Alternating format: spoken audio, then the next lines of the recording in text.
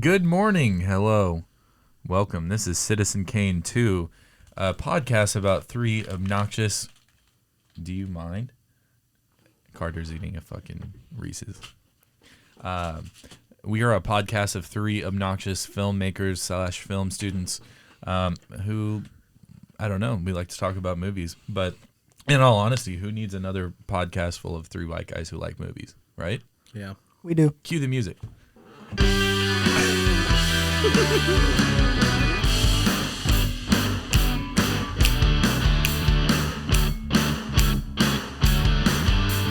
Where are the bodies, Carter? My vagina.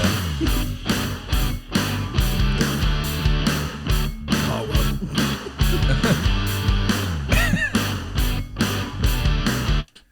Hello.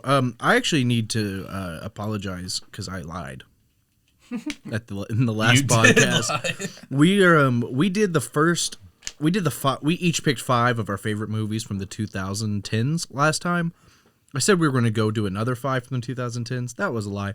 We're going to do 5 from the 2000s. That way we shake it up a little bit. So you're going to have 2 different polls that you'll have the opportunity to answer to. 2 different winners. These are also 2 different podcasts. So I hope you enjoy the ride. Carter, can you get that fancy coin out?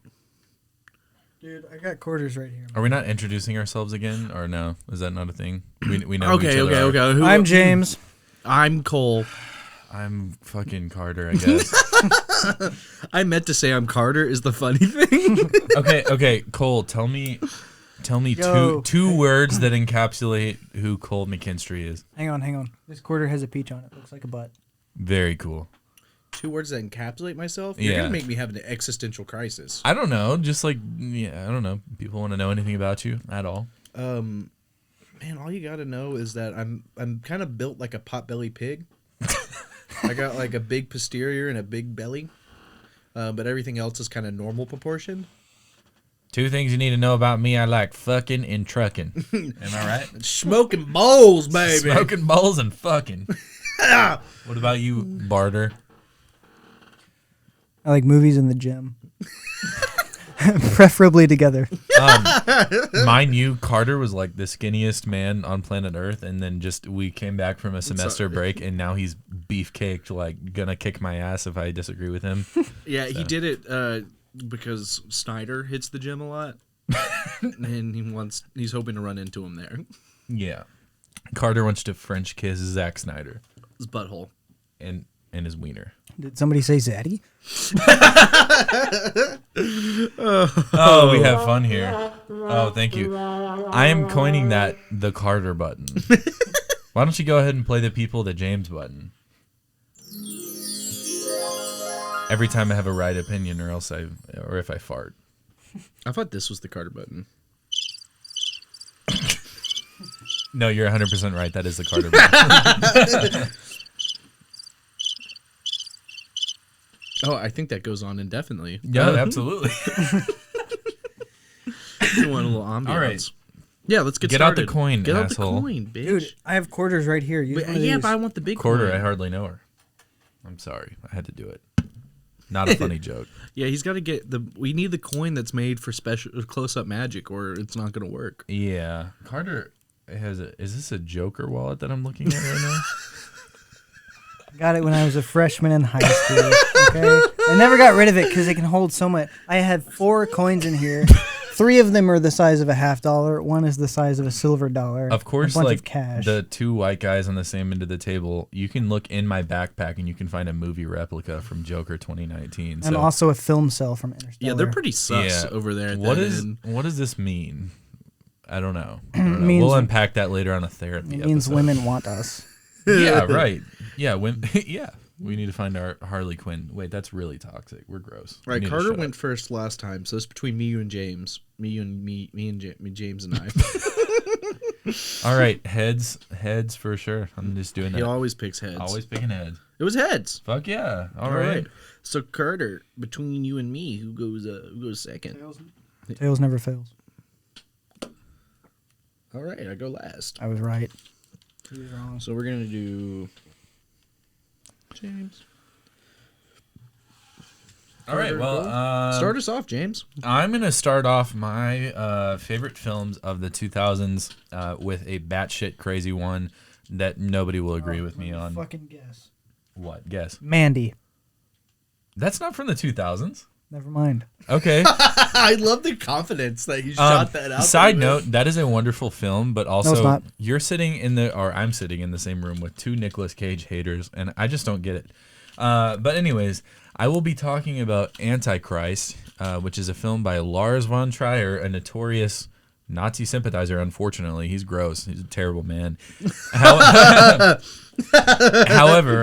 this is a horror film that is banned in most everywhere, just in existence. But it is one of the most vile things that you can possibly watch. We have very notorious scenes where you get a large pair of scissors and Charlotte Gainsbourg cuts her clitoris off with a pair of scissors. You have Willem Dafoe starring next to Charlotte Gainsbourg, who actually had to have a stand-in double because his wiener, and this is like myth. You know, his wiener is a little too big for like, you know, whatever, the shot. So we got a stand-in double, but in the film... That's not a myth. That's true. It's not a myth? No, I was there. It's not a myth. Carter was actually grip. one of my favorite Hollywood stories. A grip is one. He was a grip for. He was a grip for Antichrist. Okay, well, the other thing that happens is there's like a fucking boulder that Charlotte Gainsbourg. I can't say her name right. I'm sorry. What? Anyways, she takes a boulder and like hammers Willem Dafoe's penis with it, and then it turns blue. And then he ejaculates blood, which is an intense way to start off my favorite film list. It is shocking. It is vile. But mainly it's broken into 3 different areas about grief. It actually came to Lars von Trier in A Dream. You can actually find this on the Criterion Collection. It is widely liked. It's based on a book. Huh? No, sorry. No. That's the last. Antichrist, because it has a very weird ending where it switches from color to black and white, and allegedly it's about the liberation of women, which is up for interpretation. But this is just a horrifying dream that Lars von Trier had, where they go out into the middle of the woods into this cabin, and yeah, like I said, I haven't philosophically analyzed this film in the way that it deserves to be, but shock factor. Value alone, I think it stands pretty solid. And yeah, I mean, if you're not pushing boundaries in the horror film respects, then chances are, I don't know, you're not saying anything that already hasn't been said, if that makes sense. So, you guys haven't seen it, obviously, right? Yeah, I haven't seen it. No, I haven't seen it. Is that on your watch list? Do we care about that at all, or? It's not on my watch list. Okay.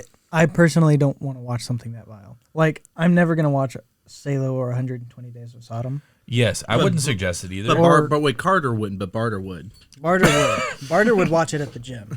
Look, I scaring the poor sure people around him. I'm not sure that there's value to watching these sorts of movies. I don't think that it taught me anything about myself or it really taught me anything about society. But sometimes it's fun to just get scared. It's not really scary, I guess. That's not really the right term, but just to be shocked, like see something that makes your stomach churn, and this really does. I disagree. I think if a film doesn't have anything to say, it shouldn't be made. That is stupid, but at the but that's all right. That's all right. So he mentioned Salo or the 120 Days of Sodom. There is a list that kind of goes around different websites about the most vile films kind of ever made. Some of these, like number 1. It's subjective. That is a horrible, horrible one. That the Criterion Collection has also included in their one like Antichrist. It actually is good. It has a lot of cinematic quality. Salo or the 120 Days of Sodom. It's been on my list for a very long time, just because I don't know. I guess I don't know what this says about me. I'm fucked up, I guess. I would not suggest it. It's a horrible, horrible, horrible movie. Anyways, aside from that, if you guys get the chance, I like when I hear that a film has been banned somewhere. It makes me want to know why. I mean, modern day movies, Toy Story, Wonder Woman, obviously have been banned in various countries just because of the ideas that they portray. Toy Story, yeah.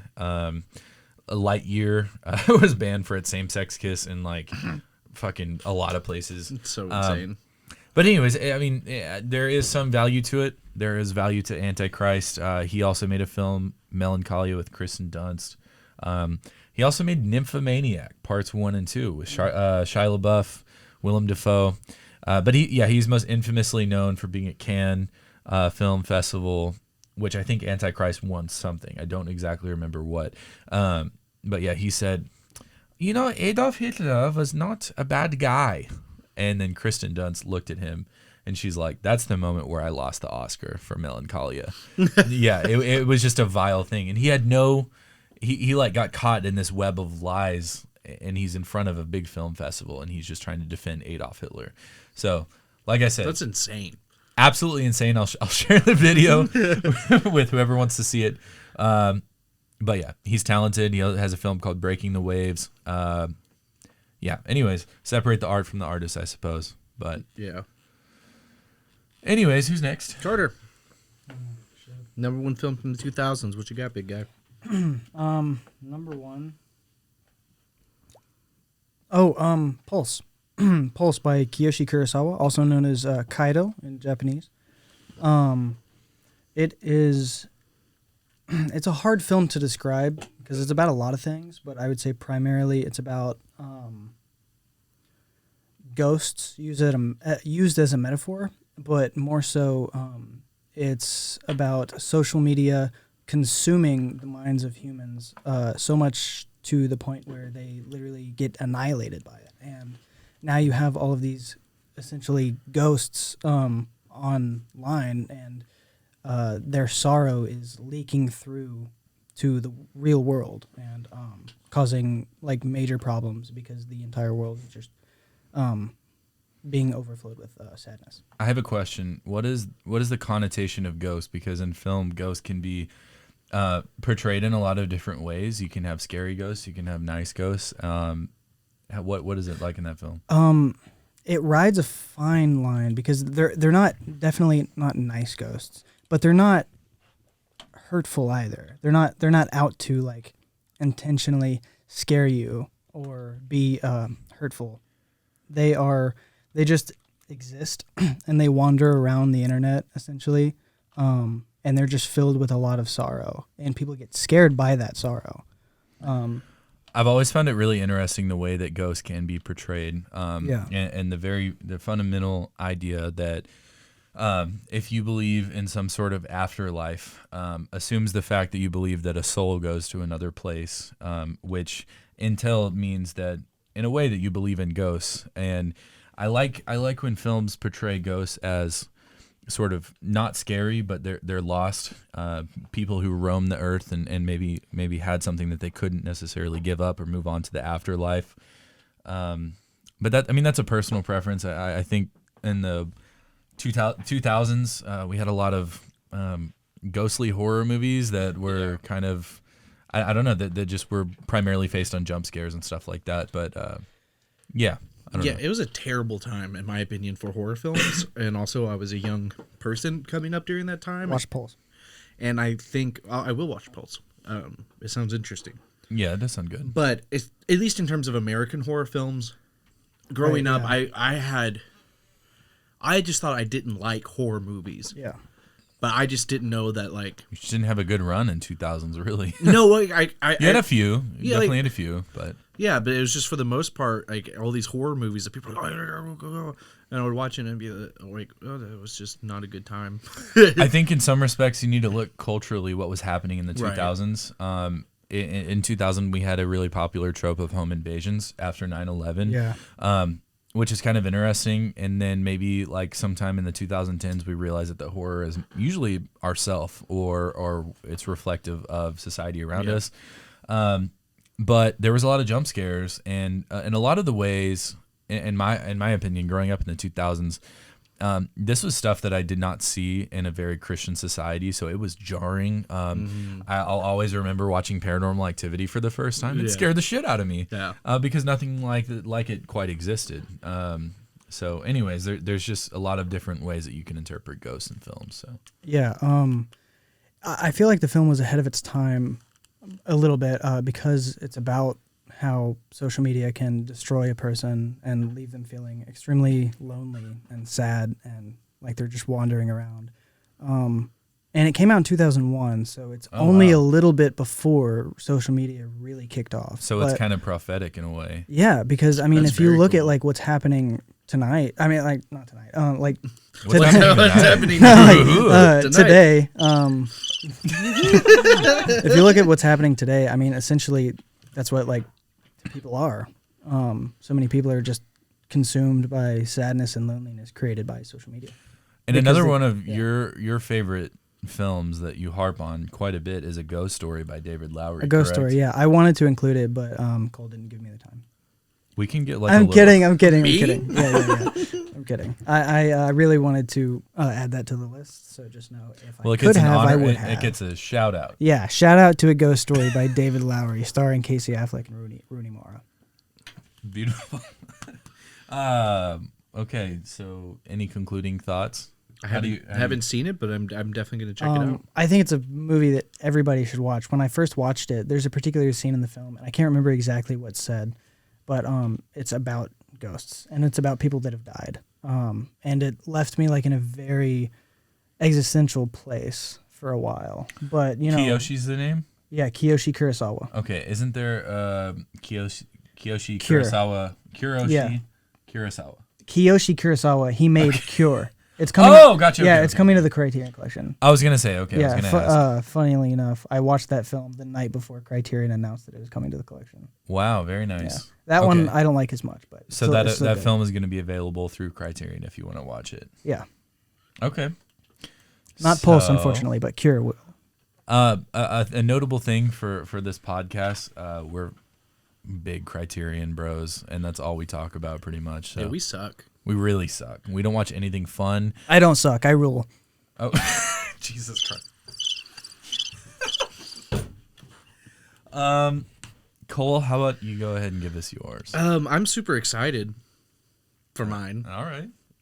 Um, Can we play the Cole button? I was like 2000 suck, and then I made this list and I was like, actually, these are some of my favorite movies that are like near, ever. near and dear to my heart. Yeah. And I'm going to take a movie that is near and dear to my heart. I'm going to take Spirited Away. Okay. That is probably my favorite movie from the 2000s. There's a few others I would maybe... There's a couple other tins Yeah. in there that I would maybe consider, but Spirited Away has a Universally loved. had such a profound impact on me as a young person. I remember the first time I watched it, I was fucking terrified of it. Is that your favorite Ghibli film? That's a loaded question. Yeah, it is the loaded question. It's between that or Whisper of the Heart, which is a Okay. 1995 film. But I love Spirited Away. There's Hayao Miyazaki. yeah. It came out in what, 2001? 2001. It is Won an Academy Award. won an Academy Award, which is a really big deal because foreign animation typically does dog shit at the Academy Awards. Not in terms of nominations, just in never. Walk us through some Actually background wins. of Miyazaki, or maybe not background, but like how Spirited Away. Like how was it animated? I don't even know. So this at all. Spirited Away is a really interesting film. Mainly, I think, for the time that it came out in. Obviously, Studio Ghibli had quite a run in the 90s with a lot of really excellent animated films. In 98, they had My Neighbor Totoro, which is, I think, their first film that had any commercial success in the United States, like major cultural Yeah, there was a success. dub by a lot of famous people, right? Right. Well, Disney, after Spirited Away, buys the rights for the English distribution. And they did this in 2001? Yes, of Ghibli. Because Spirited Away was someone at Disney higher up saw it and was like, do you know how much money we could get by just dubbing this up with famous people? And it's got the values of Disney too, and right? it does. It is like the Pixar, it's like Japanese Pixar. That's almost like not even doing it justice. I think Ghibli I think it's a fair assumption. is so special and near and dear to my heart. There's nothing like it that exists ever. Yeah, and if someone, I watch a lot of anime. I'm one of those people. We know. Yeah. And I think if anybody wants to question the merits of animation as an art form, I just watch this film and tell me that you don't think it's riveting. Oh, yeah. And it doesn't do something special for you. It's about a young girl who takes this trip into the realm of spirits, and it's magical and it's majestic, and you get spirited away by it. It'll make you feel like a kid when you're watching it. Yeah. In the best way possible. Yeah, and in different ways. There's some very intimate and dear scenes, and there's some really scary stuff that's terrified me as a child. Like the idea of losing your parents to their own greed. Yeah. There's so many adult themes in it that's important for kids to see, and it's also maybe one of the prettiest films I think I've ever seen. I think in a lot of respects too, Hayao Miyazaki kind of takes us back to childhood in a lot of ways, and I don't know that he takes himself too seriously, and I think, he's absolutely a kid at heart, and all of his movies are just special. They're also important. I don't know why this guy is so good at writing like young female characters. Yeah, he does it in a beautiful way. Yeah. And I know he was kind of not a tortured soul, but like a lonely guy. Yeah. I don't know too much about him. I know that there's a brilliant documentary about him. But when I watch it, I just feel like I have this sense of awe and wonder as a kid. And I think that's really important to get back to it, because I think we take ourselves way too seriously, and sometimes we need to reframe our thought to childlike thinking. If you've never seen a Japanese animated film, I think this is a great introduction into the genre, and I think you'll watch it and immediately be smitten and wonder what else is out there. Absolutely. Oh, I get to go again. Yeah. Okay, well then I'm going to pick There Will Be Blood. That's a little bit different. Polar opposite. Yeah, that's a bit of a total shift. It is widely considered an amazing film and is definitely one of PTA's best films. Carter's going to chime here in a second because he's a No. PTA I love There Will Be Blood. I'm not a huge PTA guy. Yeah. There Will Be Blood is an excellent movie. I think every white male film student knows the fucking milkshake monologue. It's very true. And I don't know if that's a good thing, but it's a great movie, and it's about greed, and how it can be all encompassing. And it's about American culture and how like these robber barons of the early, the late 1800s and the early 1900s really like established the American culture. And it's also about like loss of family through greed. I mean, you watch, he is the villain, and it's man versus self, really. I mean, obviously there's other obstacles, like Paul Dano's character tries to stir up some stuff, but at the end of the day, it's really a man versus self movie. And he fucks himself hard. Yeah, absolutely. And becomes such a tortured soul. And I think it says a lot about what ideals Americans often, push forward. Well, it deals with a family dynamic in a certainly interesting way. Daniel Plainview, right? Yeah. He inherits... He's an oil man. Yeah. This is my son, J.R. He inherits a baby that's not his biological child, right? And he doesn't necessarily know how to be a father. He's concerned with making money, and he sees profit in his son. And is portraying himself as a family man. Yeah. And so, it's definitely about greed. But Mostly, I mean, something that stands out and everything. I think this film solidified Daniel Day-Lewis as one of the greatest actors ever live. It is one of the most insane performances I've ever seen. Also, I mean, who better to star against Daniel Day-Lewis than Paul Dano? Oh my gosh. The wailing. I mean, when he gets the shit kicked out of him, just like his wails. Yeah. It's so funny to me, man. Yeah. I'm trying to think as far as Paul Thomas Anderson's. I mean, God is a superstition and you are a false prophet. Absolutely. Yeah. I think as far as PTA goes, this is his magnum opus. I think it's the greatest that he's ever made. And I'm not sure that he'll top it. I don't know. I'd be really I would be very impressed. Yeah, absolutely. I think he's tried.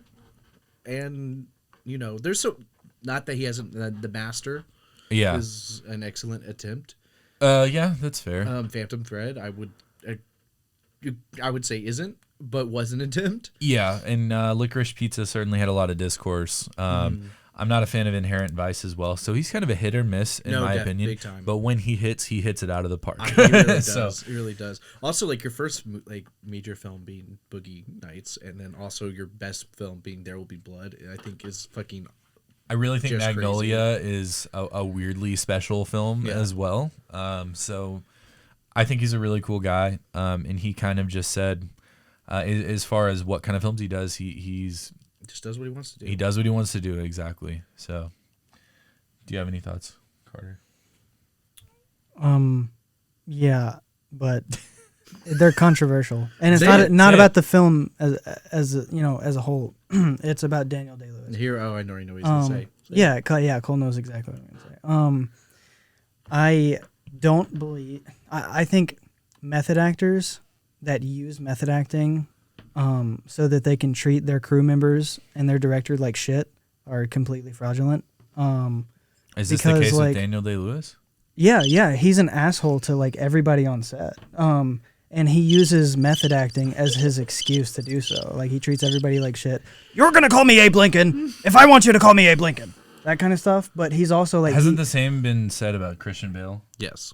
And Tom Cruise. I mean, I don't know about and Joaquin Phoenix. I don't know about. I don't know Joaquin. All I know is Daniel Day-Lewis and Jared Leto specifically. I know Christian. I mean, everyone's heard the Christian Bale tape. It is awesome. And I don't know. Just the way using method acting as a way to be an asshole to your entire cast and crew is just ridiculous, and it's unprofessional. And if you're gonna method act, do it like Andrew Garfield, where you can still be kind to your cast and crew. Andrew Garfield went on like a sex, like he didn't have sex. He didn't. For silence. For silence, yeah. But just to play devil's advocate here, do we know any context of like these stories about what do you mean? I mean like, so Tom Cruise had a meltdown on set when he was shooting Mission Impossible, but it was because the crew members, it was height COVID time. Yeah, and they violated protocol. And they violated protocol, and so it was kind of taken out of context quite a bit with Tom Cruise. In Christian Bale, there's a lot of conflicting stories that he's actually a wonderful person to work with. Yeah. And so I guess Tom Cruise, though, he was also a producer on that film, so he completely had the right to yell at the crew members like that. I don't condone that in any way, shape, or form. But I mean, sometimes these movie sets can be very harrowing and 40 plus, 80 plus days back to forth, and so I don't think someone should be necessarily defined on that. Like if they acknowledge that they fucked up, I know for a fact that if I'm going to be working in film for the next 40 to 50 years of my life, at some point I'm going to make an asshole of myself. I already have, for sure. I have snapped at somebody who necessarily didn't deserve it, but it was moreover because like they did not do their job right. Right. I mean, I get once or twice, but like Daniel Day-Lewis, as far as I've read, does it on almost every movie. Like he's an asshole on almost every movie. I'm sorry, that feels rude. Well, There Will Be Blood is a great choice, though. There Will Be Blood is an excellent movie. Yeah, it's a great movie. I agree. Yeah, I understand your perspective. Yeah. What is your second pick? Are we not going to James? We're going Snake. Okay. We're snaking. We're snaking. I didn't get to pick. We didn't do 10 for the 2010s era, and I didn't get to choose The Tree of Life by Terrence Malick, so shout out for that. But I am going to choose the New World by Terrence Malick, There we go. It's a good choice. which is essentially just the story of Pocahontas and John Smith. You have that. You have the Criterion DVD, right? Oh, yeah. baby. Oh, I yeah. got it too. What is it, like a 3-hour extended cut? Oh yeah. It's almost 4 hours, I think. No. It's like 3 hours and 10 minutes. No, it's like 3 hours, 10 minutes, and 37 seconds, dude. I love A Tree of Life. It's Yeah. a very special movie. I haven't seen it. So I need one of you to come over and bring your DVD and have Absolutely. me watch it. Well, okay, so if you want to talk a little bit about... Okay, yeah. In the New World, what's interesting is that Terrence Malick portrays Native Americans as it's not typically what you see. Like they're not horrible, terrible people who are fighting against Europeans. They're actually they're a very beautiful tribe who are living in harmony with nature, and because he films it that way, he kind of sets up the entire film from the perspective of the fact that humans have lost the kind of like tribal grief that we used to share, and by that I mean early humans were in tribes like across the world, and so we shared everything: food, water, clothes, if we had clothes, and especially emotions. If one person in the tribe was happy, literally all of them were happy. They literally shared that emotion, and the same goes for grief, and that's a very important thing. And the film shows how Pocahontas, while she's living with her tribe, is very healthy mentally, because she's allowed to share her grief with her friends and family. But once the Europeans come over and she is living with them, we start to see that the Europeans don't have that. They're not living in a tribe, and therefore experiencing grief is weird. People aren't allowed to experience that together. They have to experience it alone. Yeah, it's also that. Yeah. Also seems to be like a very Prevalent thing today. Yeah, today, but also because we stem from that same Protestant Exactly. society. Yeah, exactly. And so the only because she can't experience her grief with other people, she's just wandering around and doing odd things because her grief is causing her to do so, like leaving her head underwater until right before she lets go and sucks all the water in.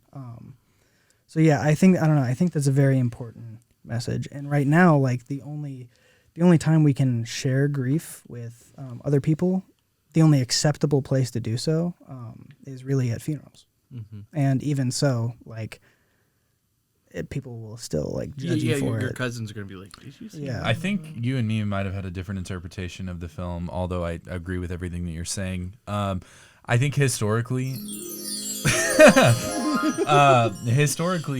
the New World, I mean, there's not a lot of people who have documented the white man's conquest of America, but he does so in a completely different way. He paints Native Americans not as savages, not as just these scary people, but there is a frame in that movie that I'll never forget, and it's when the Mayflower and all of the ships come up.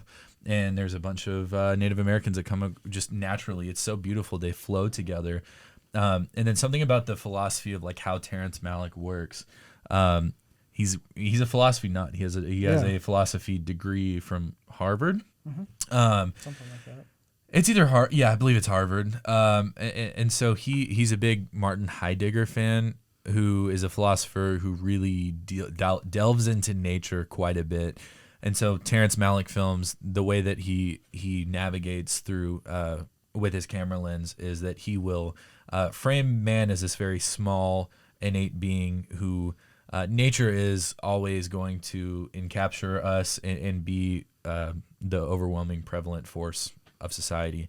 And so anyways, he's been known as a very frustrating person to work with as well, just for the reason that there can be an explosion going off in the woods, like when he shot The Thin Red Line, but he's more focused on the naturalness of a bird flying up above him, and he's also kind of known for a freelance, easygoing kind of does whatever he wants, doesn't really follow a script, which can be frustrating to work with, but the dude knows what he's doing, every sense of the word. He's a brilliant filmmaker, so. Ooh. Yeah. Anyways, okay. James. Is it me? Okay. Yeah, your second pick. I was gonna say I feel weird The about 2000s. that I chose Antichrist first. That makes me just I don't know. It makes you seem like a terrible person. Absolutely. Yeah. So I'm gonna do like a universally loved movie, Hey. Eternal Sunshine of the Spotless Mind. I believe he's French, and I think his name is Michel Gondry. I have no fucking clue. Have you seen it? Okay. I don't know anything about the director though. Yeah, I know his name. I think it's Michel. Anyways, it stars Jim Carrey, Kate Winslet. Yeah. Right. And this is kind of just this kind of weird, dreamy sort of sequence of a relationship. I don't know why I'm like gonna butcher this biography. Can anyone explain this movie better? Jeez. I haven't seen it. Okay. It's about a man and a woman who meet on a bus. Yeah. Yeah, They it's meet on like a a bus. bus or a train. And they fall in love, but soon later, and this is a really hard movie to describe, but soon later they realize that they're missing memories. Like they don't talk anymore. You know, It's in like wake a up- weird future dystopia Yeah. where Mark Ruffalo is in charge of everything, which Yeah. is kind of That odd. sounds Yeah. terrifying. It is terrifying. Yeah, they wake up one day and they feel like they're missing memories. They're not talking to each other. They don't even know each other exist really. And so they go to I don't know, some pharmaceutical company or something. I believe so. They meet very in this like natural way, and then they eventually get to a point where they want to forget each other. Yeah, and that's what that pharmaceutical. Or she company wants to does, forget is Jim like- Carrey, Yeah, and how they do that. They go through this kind of medical procedure where Mark Ruffalo is going inside of your brain and sort of affecting your memories and erasing all traces of Jim Carrey. But I think the overall message is that the love and the connection between that they had for each other was so prevalent that the procedure did not work. So they're kind of navigating each other through these dreamlike sequences of events that happen to where they are chasing each other throughout different space-time continuums type of stuff. And then it ends with the famous line, "Meet me in Montauk," where they first, I think they must have first meeten or met or I don't even remember. It's been a while since I've seen it. yeah. But anyways, it ends with this beautiful scene of this crashing house that comes down. There's water flowing in the house, and it just deals with memory. It deals with loss, and it deals with, I don't know, love. So these are the things that I'm a sap for. Also, probably Jim Carrey's best role that I've ever seen him in. 100%. Yeah, same with Kate Winslet. But there's a lot of quotable things about this movie that I really like. A lot of art design that helps Michel Gondry kind of go through in and out of people's subconscious, which is always really interesting. And it's kind of a hard thing to do, to convey dreams as a filmmaker. But when you're watching something, you're not even questioning whether it's dream or reality. That shows how good you are, I think, in my opinion. So yeah, I absolutely love Eternal Sunshine of the Spotless Mind. And yeah. All right, James, what's your third pick? What's my third pick? Damn it. Are we snaking again? Yeah. We're snaking. Okay. So let's talk about Superbad, because Superbad is Oh, yes. Superbad's really important in a lot of ways, and I remember I think so. I think that's one of the funniest movies that I've ever seen in my life. If I Are well written scripts. I mean, I think it's definitely one of the funniest movies I've ever seen. And I think it is like the quintessential coming of age film for guys of our generation. I have to mention this because this is the only weird flex that I have in my entire life, that I watched Superbad with Tyler the Creator. And What? Wait. Back the fuck up. Yeah. Okay. What the fuck are you talking about? I can't believe I haven't mentioned that. I mentioned that to everybody. I know. I haven't heard of You've that. told me that you've met him before, but you didn't tell me you watched Superbad with him. Yeah. So I thought like you like gave a handshake and took a selfie. You watched a. I mean, I kind of movie with him? did, but he really liked Superbad. And it was 2015. I graduated from high school in 2015. He launched an app called Golf Media, and Odd Future fans and like Tyler fans are just they're cringy in their own regard. I'm cringy. So I had it. A couple of my really good friends had it as well. And he rented out an entire theater in downtown Austin, and he just said, "Hey, I love Superbad. Let's watch Superbad together in this theater. So yeah, we met, and I don't know, him and some people from Odd Future sat in the very back row. They were giving weird live commentary throughout the whole entire thing. But it was just a really, really weird, formative experience. That sounds beautiful. I ended up taking a shit at that theater, and then I just hear this dude come in. He's like, and he slaps the stall, and I'm like, hey, man, I'm in here. And then I come out, and it's Tyler that slapped like this golf sticker on the urinal, whatever the fuck. Anyways, aside from that weird flex, Superbad, what is there not to love? I mean, this is just like a star-studded cast. It's just really well written. Was it Judd Apatow? Yeah, it is Judd Apatow. He didn't write it. Did he direct it? Yes. Okay. So Apatow directed it and produced it. This is actually the first movie that Seth Rogen wrote. Okay, yeah, he had it written in high school, right? Him and his friend and his writing partner Evan Goldberg, they started writing it, I think, when they were 15. Yeah, They first started doing, and it had like obviously a few different renditions before the version you see on the film.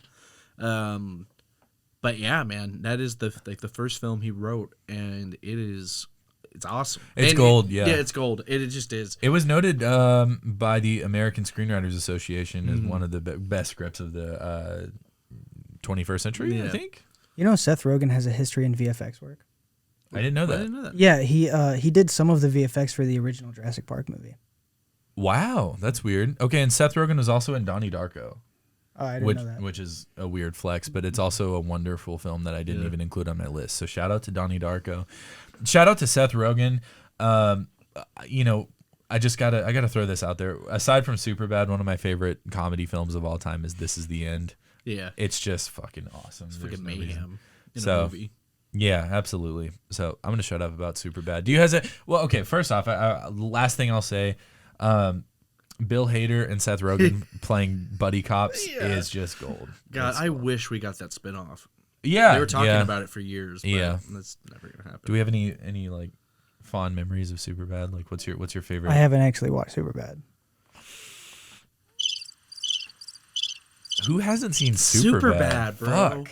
You have to come watch Superbad at my house. I guess we're doing that. Yeah. Yeah, I'm just not gonna do that. I would support a Criterion release for Superbad. I really would. Yeah. I think it's one of the best comedies. I mean, at least of the last 20 years. Yeah. If I was to say what you think's the funniest, best comedy that also has great sentiment, like what's the best comedy of the last 20 years? I'd probably say Superbad. Yeah, it serves as a weird kind of historical and nostalgic piece. Like for me, like I'm just like, oh, like you actually had to buy porn at one time, and you had to like fake it and shit. Dude, it defines the high school experience. I mean, it's just two guys, and their whole thing is just want to get laid before they go to college. Yeah, you know? and they're gonna sneak in beer through laundry detergent bottles. Dude, it's so fucking great. Absolutely amazing. So are we back to Cole? Yeah. Okay. We are back. What you got, baby?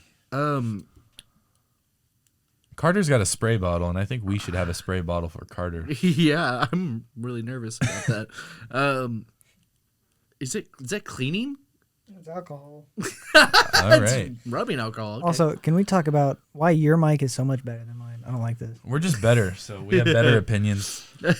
Like I have to get right up close to the camera. Yeah, I mean not to the camera. That the mic. That mic's broken.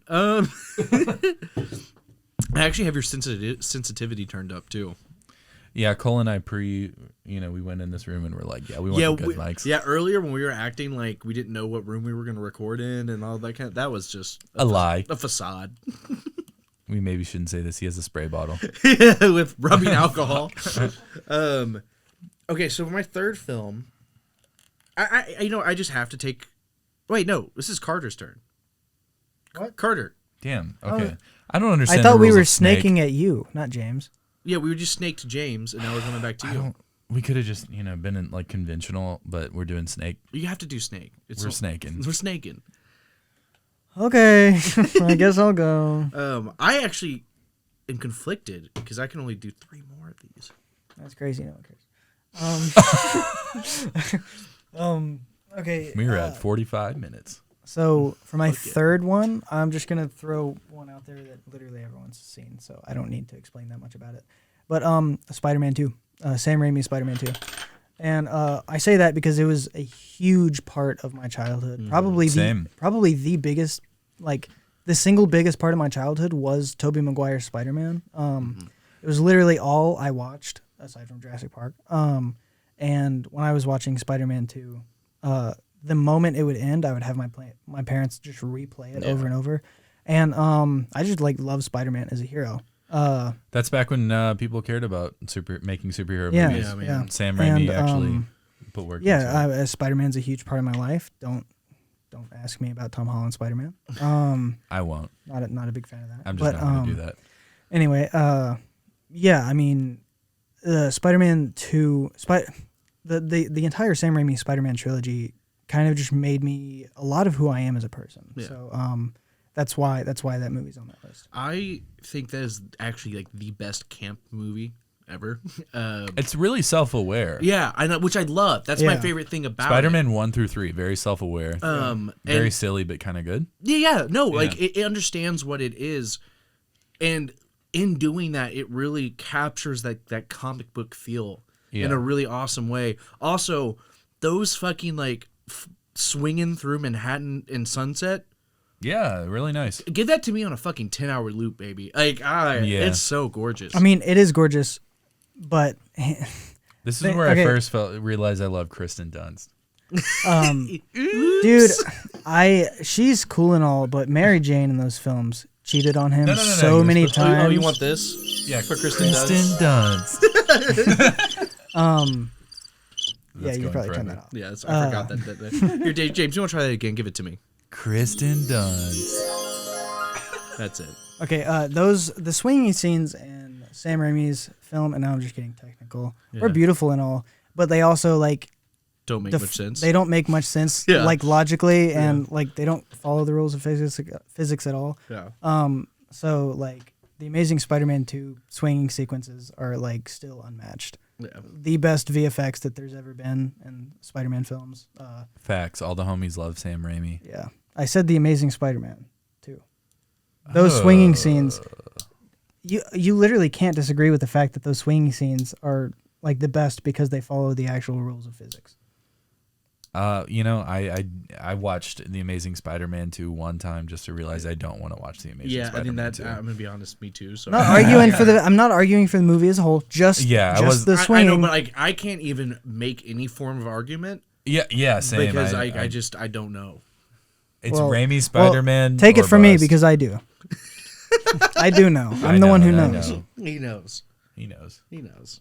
What do we? Okay. So any what's the next? Oh, me? Yeah. Okay. I'm gonna pick Fellowship of the Ring, which came amazing out in choice. 2000.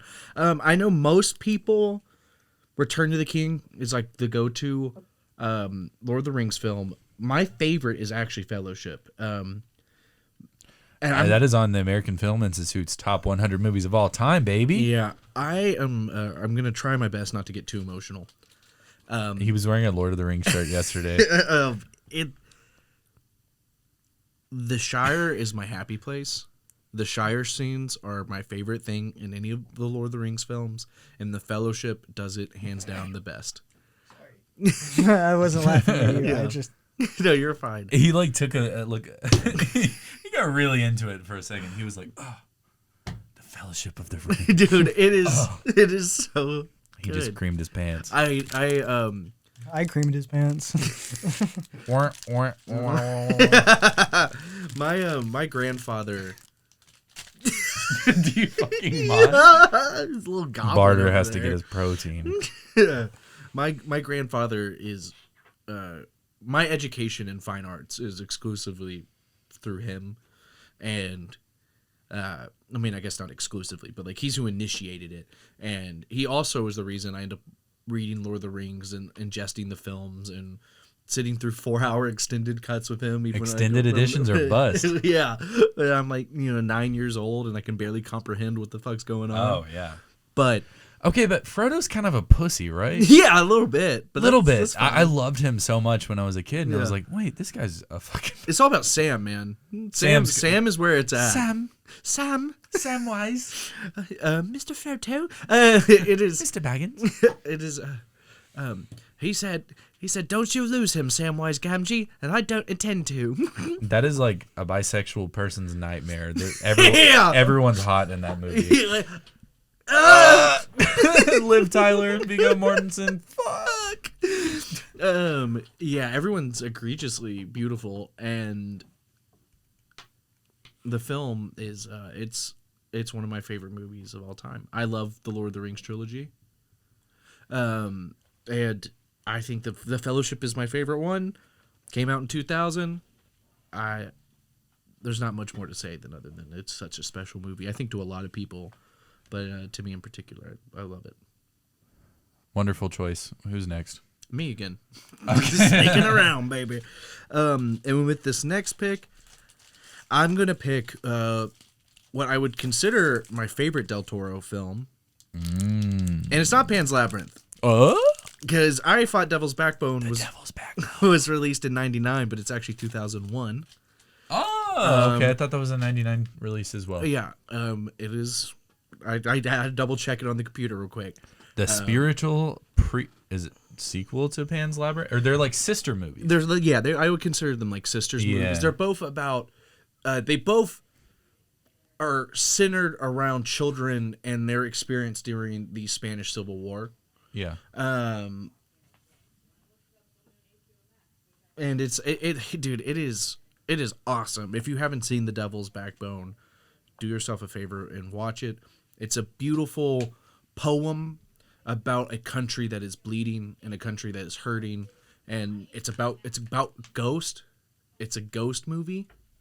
And it's You got me with Ghost movie. yeah, and it's Del Toro at his best, and that guy, when it comes to monsters and ghosts, I mean, he does such a good job with it, because it's not.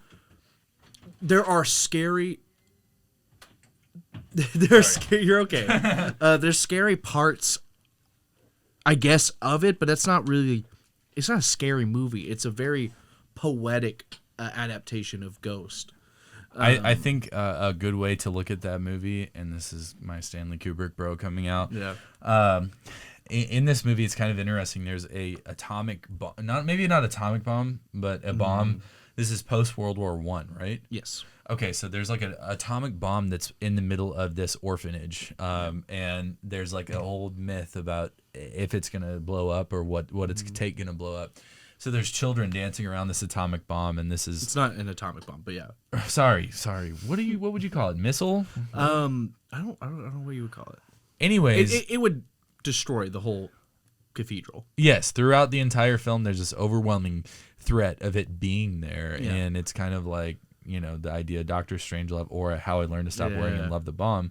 So there's like a lot of tension in this movie. There's a lot of different things you have to worry about, and then I just think it's a beautiful representation. Apparently, there's a lot of. I had read some essay about this film that something happened with the Del Toro's father. I believe that he was kidnapped. He had kind of a rough upbringing. But another thing that I like, all of Del Toro's films are pretty overtly Catholic. Yeah. And I don't believe that he's religious right now. I think he's got a lot of religious issues that he deals with. But in The Devil's Backbone... almost anyone who's Spanish. Oh, yeah. In The Devil's Backbone, and this is props to the art director in there, there is a scene where on the wall, it's an imprint of a cross. And it's not even there. It's just been there for so many years that it is stained. It's faded. It's stained into the building itself. Yeah. And so I've seen Nightmare Alley, Del Toro's most recent picture, and it just simply has this like neon sign that says Jesus saves, and so it's just kind of he's got it poking there. fun at it, and kind of dealing with his issues. But as far as like Catholicism and filmmaking, you don't look further than Scorsese and Del Toro for sure. Yeah, and I like their different approaches to dealing with that in film. Like, because they're very different filmmakers. Scorsese's always the dramatist, the realist, and Del Toro is always trying to make like these poetic monster movies. Fantasy, yeah. And he makes fantasy so important, and he is another one of those childlike thinkers. But I watched this video essay where he did with Cornelia Funk. She did Inkheart, and them talking about what constitutes a fairy tale. It's beautiful. Yeah. I'm convinced that there's no one that loves movies as much as Del Toro, or as much as us three. Yeah, that's probably true. No, I will. I love video essays. I think if I could work with one director in the world, it would be Del Toro, just because I feel like I'd have lovely guy. At least in this stage of my career, I feel like I could go and learn a whole lot. And also have a great time, and just to, he's a master. He's Absolutely. Who's next? That would be Carter. Who's that? Oh, that's me. The old Carter is dead. I'm gonna go with Sunshine by Donnie Boyle. I have not seen that. I tried to Written watch that. By Alex Garland. Yeah. Okay. We need an Alex Garland episode where I can talk to Carter about why he's wrong about men. But continue. See, that's weird because I'm not. I need to watch it so I can. So good. Yeah, he's wrong. Basically, that's the gist of it. Anyways, Sunshine is a movie about basically the sun is dying, and humans need to. They've crafted a spaceship called the Icarus One to They've made like a stellar bomb to go into the sun and basically reignite it, essentially. Sounds like Armageddon. And the Icarus 1 fails, so they have to send another one, the Icarus 2, which is where the film takes place, essentially. And it has Cillian Murphy in it, Chris Evans as well. It's got a ton of people in Sunshine, right? Yeah. And it's a really beautiful movie because really a lot of what's in the film is a metaphor for... Oh, geez, so many things. You could say it's a metaphor for God or a metaphor for trying to find like the flow state and like disappear out of this reality. And it's not all of it is beautifully shot, but there is some of it that is, and it has a beautiful score. It's getting hot and musty in here, isn't it, boys? It is. A little bit. I think they're taking the AC out in this building. Yeah. I think they're about to kick us out. Yeah, it's a great movie. Alex Garland also wrote, Dread. He started off as a screenwriter, right? Yeah. Are you talking about the one with Carl Urban? That Dread? The most recent Dread. Okay, yeah. I haven't seen it, but Alex Garland, director of I'm like I said, I don't have an opinion. He directed Ex Machina, Annihilation, and most recent fantastic. Men is bad. And Men, which is wonderful, but that's aside the point. We'll get into that another time. All right, Jamathan, your fourth film. Okay, I will be going with A Serious Man by the Coen brothers. Of course, Carter's going to start eating peanut butter crackers at this time. The moment I start talking. This is my favorite Coen brothers movie. The actor's name escapes me, but he is the dad from Call Me By Your Name. He is also in... He's in Doctor Strange for a minute. It's kind of weird. He's also in The Shape of Water. He's the evil scientist guy. God damn, I don't remember his name at all. Michael Shannon. No. That was a joke. Didn't work. Yeah, but A Serious Man. I watched this movie when I am just violently depressed. Not violently. Sorry, let me rephrase that. He meant violently. Where I'm just very, very depressed. This is shot by Roger Deakins, the god of cinematography in general. But this is probably one of the most underrated Coen Brothers movie. It deals with... I haven't seen it. Yeah, a lot of people haven't. But it's basically this teacher. He's a Jewish man, and he keeps having these things that happen to him. It starts off in a doctor's office, and he's getting like this... I don't know if it's like a cancer screening or something like that, but he goes away, and he comes home to these kids who absolutely don't care about him whatsoever. They're just using him for his money. His wife is cheating on him with the next door neighbor.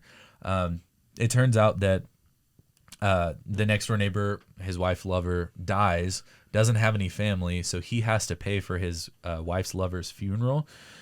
Yeah, and so throughout this entire thing, like his wife's brother comes to live with them. He has these manic episodes. His life is just utterly falling apart. He was gonna get tenure at the school that he worked at, and then everything just kind of tensions rise, the plot escalates, and you just get all these conflicting issues. At the end of the film, I will spoil it because it's been out for like 20 years. At the end of the film, you see this literal tornado coming through this this building, and it's headed right for him. And he gets a call, and the call is from the doctor that you visit in the very first bit of the film, and he says like it's fatal, basically, and the movie ends. So all of this, I remember you telling me. yeah, all of these terrible things happen to him, and I watch it basically because I think things might be bad right now, but things are not as worse as they could be. Yeah. So I highly suggest it. I obviously oversimplified it quite a bit, but the Coen brothers are fantastic, and they're just really important, and I'm sad that they broke up. So they didn't break up, you know what I mean? Yeah, they tend to make good movies. Yeah, I would say so. Anyways. Well, James, we're snaking back around. What's your fifth pick? Okay. Give it to us, James. Okay. I'm gonna say "Children of Men" by Alfonso Cuarón. This is supposed to be shot in 2027. This is a society that is infertile, and so there's I think there's like news that breaks out that. I'm sorry, what's the name of this one? Children of Men. There's news that breaks out that there might be a baby born. This is just a rampant society that's kind of, I don't remember if it's in England or not. I can't remember. But this has also been quite some time since I've seen this. They have a really cool Pink Floyd reference in this film from Animals with the pig that's flying in the middle of the air. I really don't want to give away too much of this other than it needs to be included in the Criterion Collection, and it probably will be at some point. Alfonso Cuarón made Roma in 2018 that took the Best Picture. He made Gravity. He made Y Tu Mama Tambien, and forgive my whiteness on that one.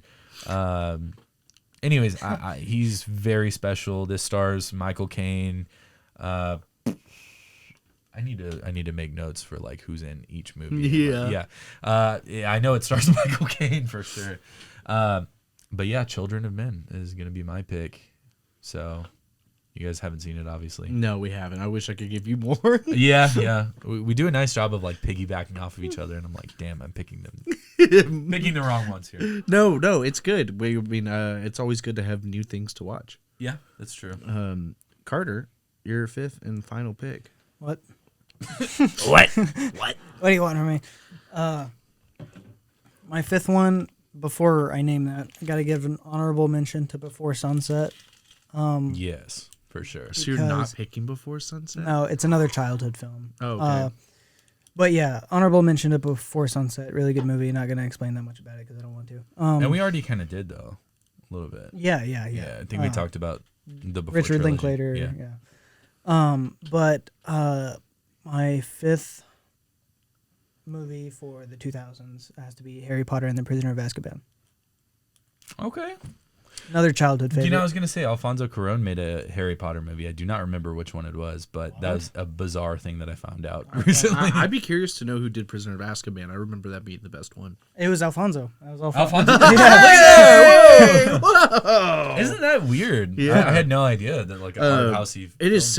I think it's significantly the best film, and it follows the the two Chris Columbus movies, which is like such a crazy tonal shift to have in the middle of a franchise. You'll have to forgive me. But I've one seen that was Harry Potter needed. once. That tone shift was needed.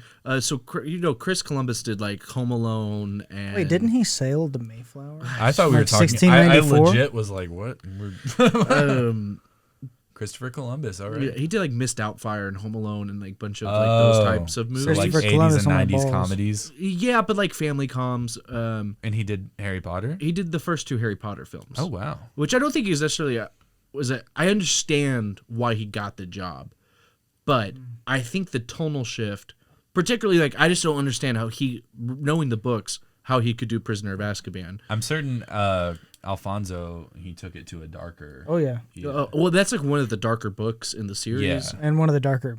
Well, I mean, it's the movies get much darker progressively, but yeah, but I mean, this is the first film where you see like Dementors are like they're and I don't know how Chris Columbus would do in terms of like yeah, that's crazy. He must be immortal. Live so long. This is the first time I'm hearing that Chris Columbus is like a person. Dude, had I no know. idea. He's literally sailed over on the Mayflower. Yeah, I don't know if he really does much anymore. I think his last movie was Pixels with Oh Christ. Yeah. Okay. So he's unhireable. now, yeah. Oh my god. Yeah, he actually had a pretty good career in the early late 80s, early 90s. And then Pixels happened. Yeah. Okay. Yeah, that's rough. That's very dark. Yeah. That's almost darker than Prisoners of Azkaban. I like that Carter's chosen this childhood approach to his things because when you watch movies as a child, it can literally form who you are as Exactly. an adult. Yeah. So Yeah. A lot of my my favorite list that I have on Letterboxd that I've made. Shout out to Letterboxd.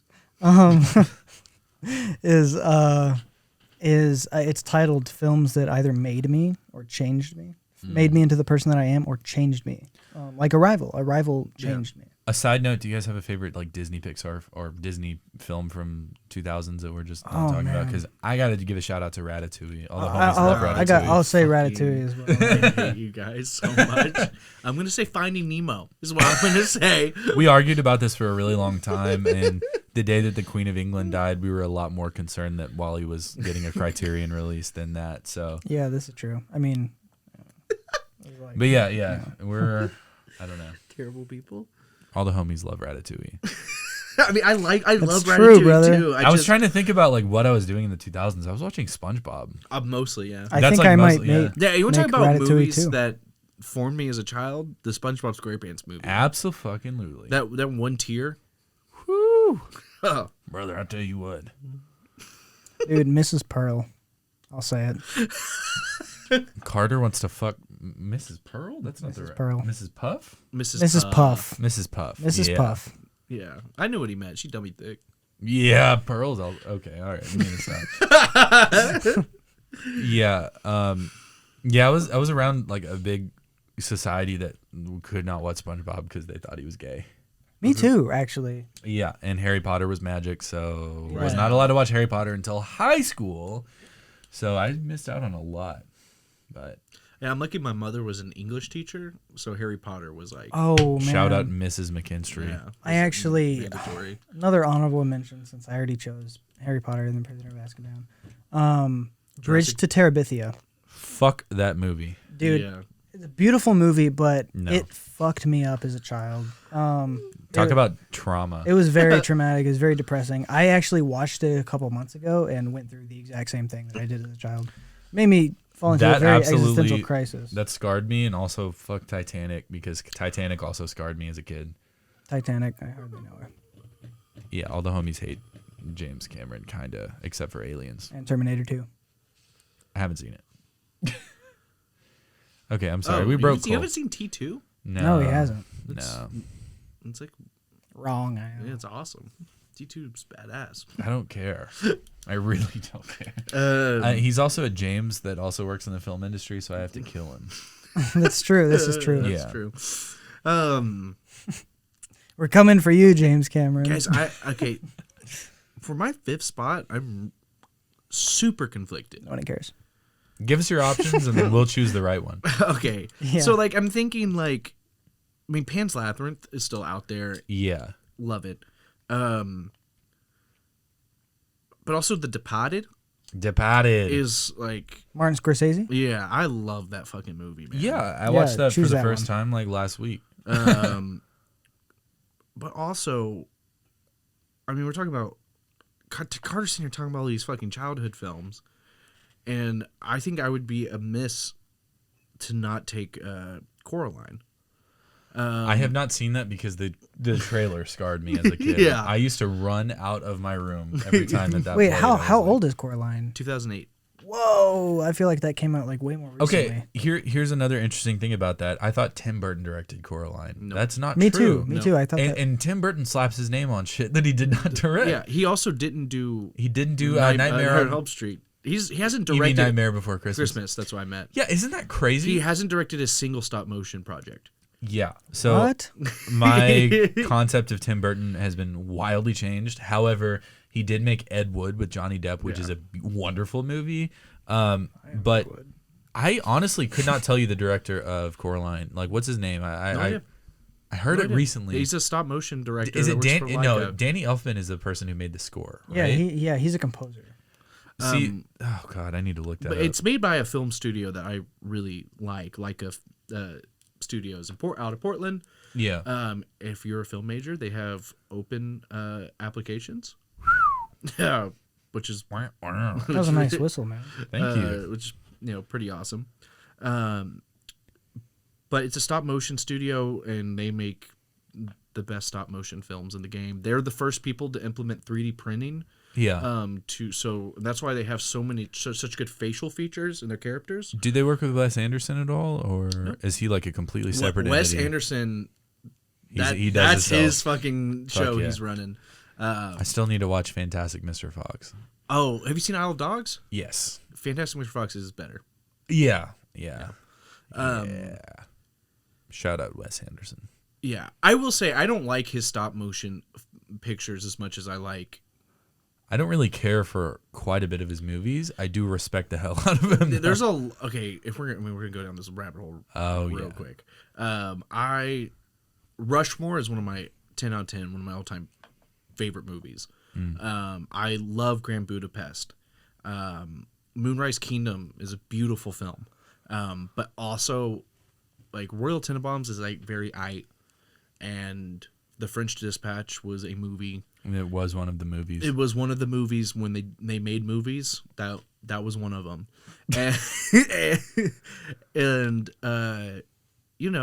I do like The Life Aquatic more. We should probably have a Wes Anderson episode. We should. He's a very interesting and divisive director. Carter will hates not. Carter's. We'll have Deli as a guest host on that one. Yeah, Carter won't speak on him. Yeah, I'm not a huge fan. I think that you should rep all Texas filmmakers, though, period. Unfortunately. Oh, I didn't know he was a Texas fan. He certainly is. Yeah, Wes bring it Anderson from ET. Lane in Austin, Texas. That's a street? It was West Anderson, or West Anderson, and then they dropped the T. Him and the Wilson brothers came up at UT at the same time. Shout out the Wilson brothers. Yeah, pretty cool. I I think I'm taking Coraline. That's fine. That's what I'm putting down. I haven't seen it. I think it's the best stop motion film. I know the book is by Neil It's my Gaiman, favorite. right? Yeah. Have you read it? No.